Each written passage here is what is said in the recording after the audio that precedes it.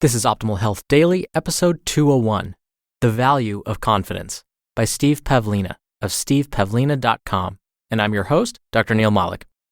Hey, it's another week of Optimal Health Daily. Welcome back. If you're new here, this is the podcast where I read to you from some of the best health and fitness blogs out there. And this isn't the only show reading you blogs. In fact, we just launched our 5th podcast in our network.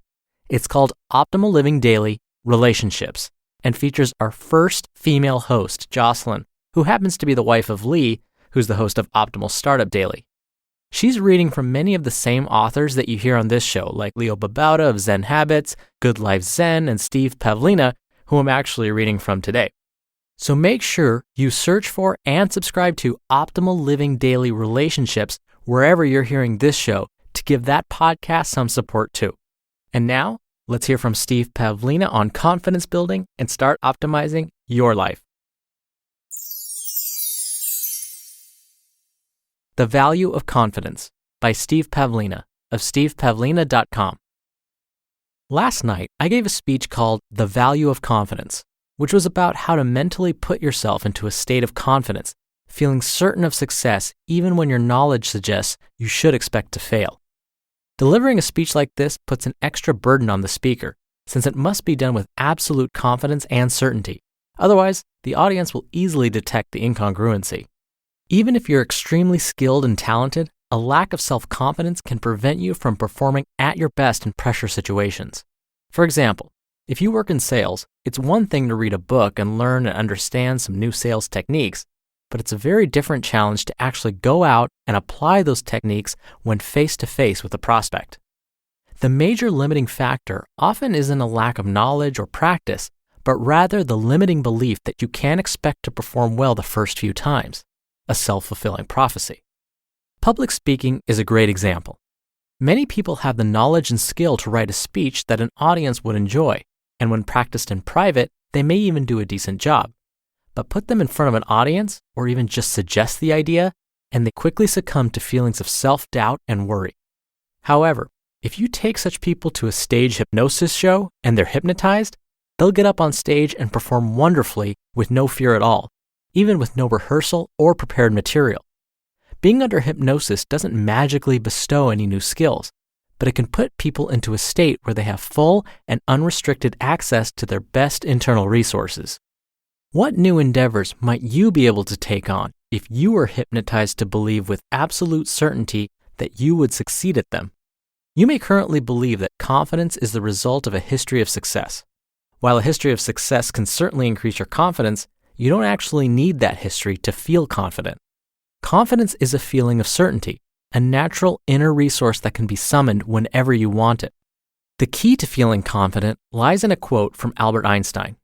Quote, "Imagination is more powerful than knowledge." Even when your knowledge tells you to expect failure, you have the ability to consciously direct your imagination to override that impulse and feel certain of success anyway. Most people let their imaginations run on autopilot, so they sometimes see themselves succeeding, but they also worry about failure. This is like trying to drive a car by pushing the accelerator and the brake at the same time. To feel confident, you must focus your mind to see only one outcome, the one of you performing at your very best. If you catch yourself worrying, also known as mentally rehearsing failure, you need to immediately take your foot off that brake and focus on the accelerator. No matter how many times you catch yourself worrying or contemplating failure, just keep refocusing your mind on the image of success. In order to avoid the problem of overconfidence, let your decision to create a state of confidence be subservient to your logic, reason, and common sense. If you feel confident that you will perform well on a big new project and use this as an excuse to underprepare, that's a mistaken application of confidence. But there are times when you've done all you can intellectually, and now you need to get yourself into the most emotionally resourceful state possible. Whenever you have to perform under pressure is a good time to put yourself into a state of confidence. A speech, a sales call, an audition, an interview, an exam, etc. So on the one hand, be careful not to over-rely on confidence to save you by using it as an excuse to procrastinate on preparation. But on the other hand, it's amazing just how far confidence alone can get you. When I was going through college, I often didn't have as much time to prepare for exams as I would have liked, but I was really good at putting myself into a state of certainty of success right before the exam, regardless of how well prepared I felt intellectually. And this state of confidence was often enough to allow me to perform well, even when I had barely studied the material. Because I expected to do well via my imagination, not my knowledge, my subconscious mind found a way to fulfill that vision. Often this came in the form of creative solutions. For example, if I took a math test and didn't remember the formula that was intended to be used to solve a particular problem, my subconscious mind would find an alternative way to solve the problem using what I did know. Because I was in a state of total certainty of success, I had the fullest possible access to all my internal resources, including the ability to solve problems in ways I wasn't consciously aware of. Confidence is not a panacea, but being able to make yourself feel certain of success can give you a massive edge in many endeavors. Confidence is often the deciding factor in making a sale, closing a deal, acing a test, nailing an audition, getting a date, being hired or promoted, or making the team. And a lack of confidence can put you into the decrepit state where even though you have the intellectual resources to succeed, you don't even make the attempt. You fail to ask for the sale, the raise, the date, or whatever. Sometimes just summoning the confidence to ask is all it takes to achieve a successful result. What more could you accomplish if you added the tool of confidence to your arsenal of skills, consciously directing your imagination away from visualizing negative outcomes and 100% on creating a feeling of certainty of success? You just listened to the post titled The Value of Confidence by Steve Pavlina of stevepavlina.com. Near the beginning of this post, Steve mentioned the self-fulfilling prophecy. This is kind of similar to the placebo effect, which I've talked about in previous episodes on this show. The self-fulfilling prophecy can be summed up in this way. If you believe it to be true, it will likely happen. If you believe you are no good at math, you probably won't be good at math. If you believe you cannot lose weight, you probably won't. Now, this may seem like foo-foo stuff, but they've actually studied this quite a bit. And sure enough, they found if you believe something about yourself to be true, you tend to move in that direction and it becomes true. So I like Steve's idea of imagining yourself with confidence. Even if you don't have it, by visualizing this, you will exude confidence automatically.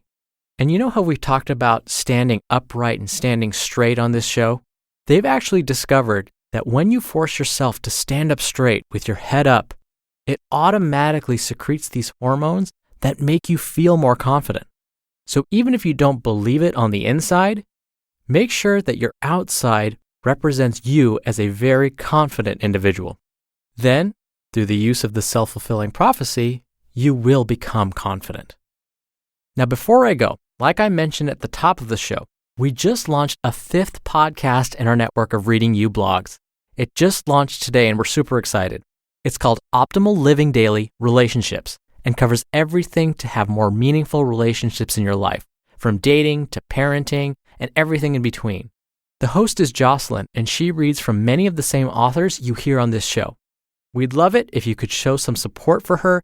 Just search for Optimal Living Daily Relationships wherever you're hearing this show and make sure you subscribe. Wishing you, as always, a very happy Monday. Thank you so much for listening. Thank you so much for subscribing.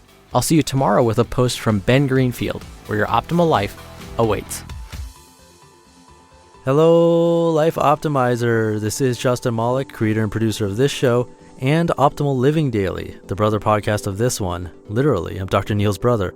If you like the format of this show, you'll love Optimal Living Daily too, where I also read to you from blogs, but cover other topics like personal development, finance, and minimalism from bloggers like Derek Sivers, The Minimalists, Zen Habits, and many more. So for more amazing content read to you for free, come subscribe to Optimal Living Daily too, and together we'll optimize your life. You've been listening to Optimal Health Daily. Be sure to hit the subscribe button to stay up to date on each new episode, and head to oldpodcast.com. That's oldpodcast.com for a free gift, as well as more actionable tips and resources to help you maximize your potential. Thanks for joining us, and remember, your optimal life awaits.